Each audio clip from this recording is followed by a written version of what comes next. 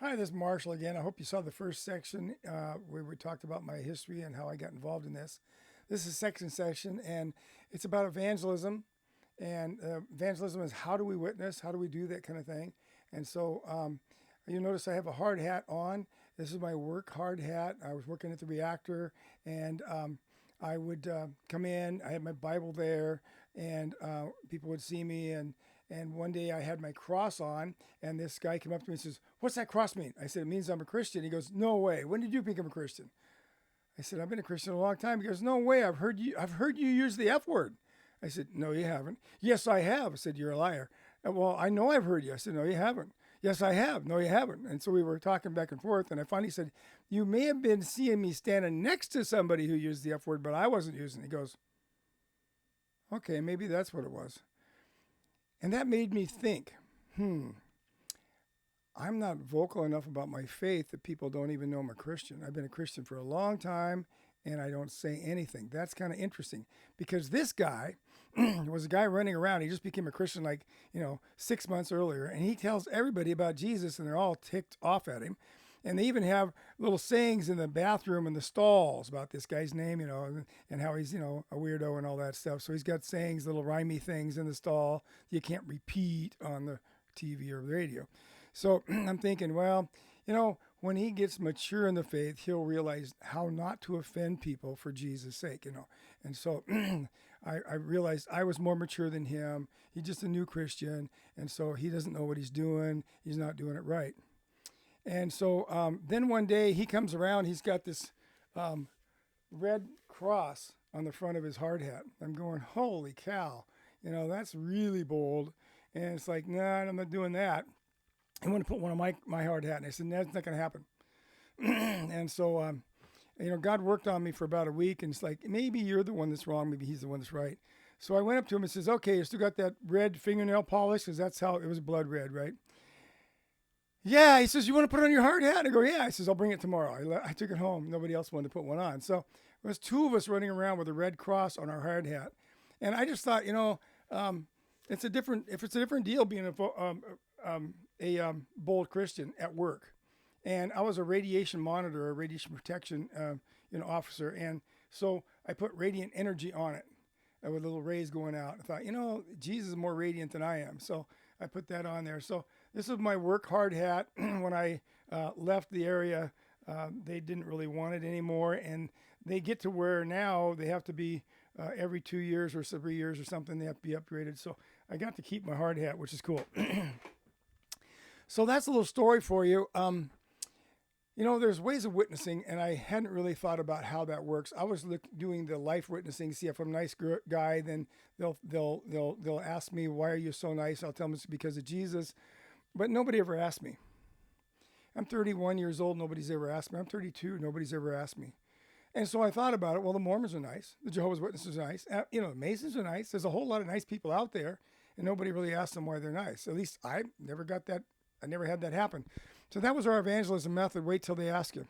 And I thought that's just not working. So I've had people tell me that's the way they do it. And I tell them, well, how many people have you helped come to Christ using your method? And they go, what do you mean by that? Well, like how many people last year came to Christ? Well, none. When you find a method that works, let me know. I'd like to try it. So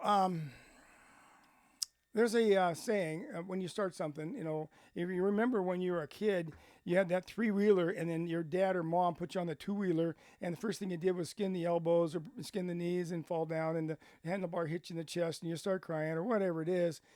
It's not easy. And so you have to struggle, you get some pain, and eventually, though, you learn how to ride that two-wheeler. And there's a guy named Zig Ziglar. I'm not crazy about psychology, but he has this saying I actually like. It goes this way. Anything worth doing is worth doing poorly until you can learn to do it well. And I thought, well, I certainly don't know how to witness. I don't know how to, talk for Jesus or even tell anybody about Jesus. I don't really know. I don't have a testimony. I didn't have any of that stuff. So I started doing things poorly and people started not liking me. Just like they didn't like the other guy who was so vocal and obnoxious about Jesus. So your personal relationship, what I've learned now is my personal relationship, as I build a relationship with someone, I can ask them a question like, one of my favorite questions is, so you go to church anywhere? And, it's like, well, no, I don't go to church anywhere. Well, I go to this church. It's really pretty cool. My pastor doesn't wear a robe. He doesn't do all that garbage stuff. We don't chant. We don't do any of that stuff. It's just Bible. It's really cool. And, people just actually care. It's really a nice place. It's Calvary Chapel, so, that's where we go.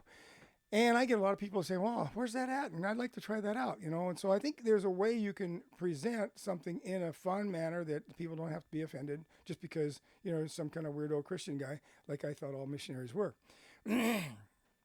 So bottom line is, somehow I'm going to start with a relationship, and maybe it's just a 5-second relationship. Maybe I've only got 10 seconds in the line.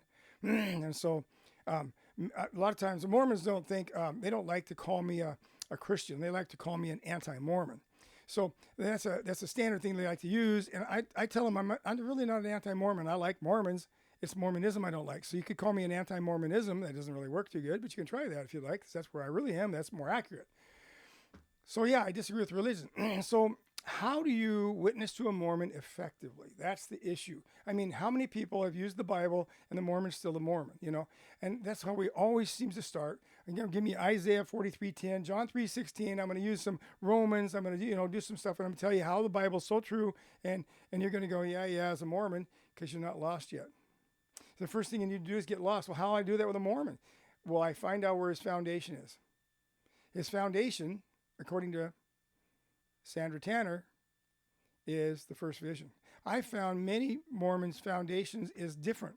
The one Mormon I was witnessing to, he did 4 missions. He got over 100 converts on his first mission. That's totally unusual. Probably never meet another one like that in your lifetime. And his partner got over 100 also.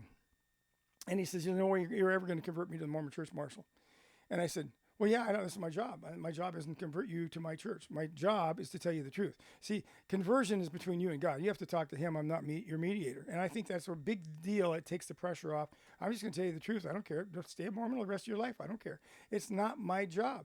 The Holy Spirit converts us. So that's what we do. So once I learned those kind of things, it's just so much more fun to witness because I don't have anything I have to do. I mean, God gave me salvation for free. I don't have to do 15 push-ups and 3 somersaults and 10 Hail Marys and 4 Our Fathers and whatever else. I don't have to do any of that stuff. I don't have to witness, but I want to. And so I go out it's a lot of fun to tell people about Jesus. It's like if you had $1 million tree in your backyard, say, hey guys, come over and pick. They go, nah, I don't want any of that. I'll earn my own money. It's like, wait a minute. There isn't another religion where you get to go to heaven for free. There isn't another one. It's the only one out there. So I like that really well. I think sometimes we think we're going to be a Christian, we're going to be a witness, and all we do is we model a life that looks Christian, but we never talk the talk. Jesus didn't do it that way. He talked the talk. He made people mad. That's why they crucified him. So I think it's important for us in this day and age to stand up. If we don't stand up, then we're going to fall. And so I think we need to stand up, use evangelism, and tell people about Jesus.